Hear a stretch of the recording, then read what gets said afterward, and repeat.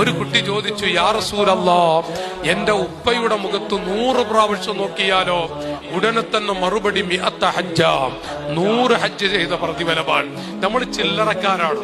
മാതാപിതാക്കളുടെ മുഖത്ത് 100 പ്രാവശ്യം നോക്കിയാൽ 100 ഹജ്ജ് ചെയ്ത പ്രതിഫലം.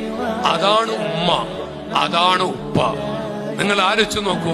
അഷ്റഫുൽ ഖൽഖ് തങ്ങൾ പറഞ്ഞു, അൽ വാലിദു ഔസതു അബ്വാബിൽ ജന്ന, സ്വർഗ്ഗത്തിന്റെ കവാടങ്ങളിലെ ഏറ്റവും പ്രധാനപ്പെട്ട ഒരു കവാടമാണ് നമ്മുടെ ഉപ്പ. ചില കുട്ടികൾക്ക് ഉമ്മയെ കുറിച്ചറിയാം, ഉപ്പയുടെ മഹത്വം തിരിയാതെ പോകുന്നുണ്ട്. ഉമ്മയെക്കാളും പച്ച പാവമാണ് ഉപ്പ. അതൊരു വല്ലാതെ ആഴത്തിൽ പറയേണ്ട ഒരു സ്ഥലമാണത്. ഞാൻ പറയുന്നത്, നമ്മുടെ ഉപ്പ അതിലേറെ പാവമാണ്. വാപ്പയും ഉമ്മയും, ഈ ഇരിക്കുന്നവരും ഉപ്പയുണ്ട്, ഉമ്മമാരുണ്ട്. നമ്മൾ നെഞ്ചത്ത് കൈവച്ച് വിലയിരുത്തണം. നമ്മുടെ കുട്ടികൾ അങ്ങനെ വളരണോ? നമ്മുടെ കുട്ടികളെ കൊണ്ട് ഒരു സന്തോഷം.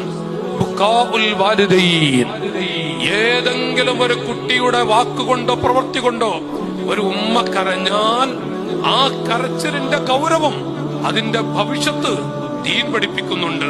എത്ര വൃത്തികെട്ടൊരു വാക്ക് പറഞ്ഞാലും പ്രവർത്തിച്ചാലും അതിന്റെ മുകളിൽ ഒരു വൃത്തികേടുണ്ട്. നേരെ മറിച്ച് ഏതെങ്കിലും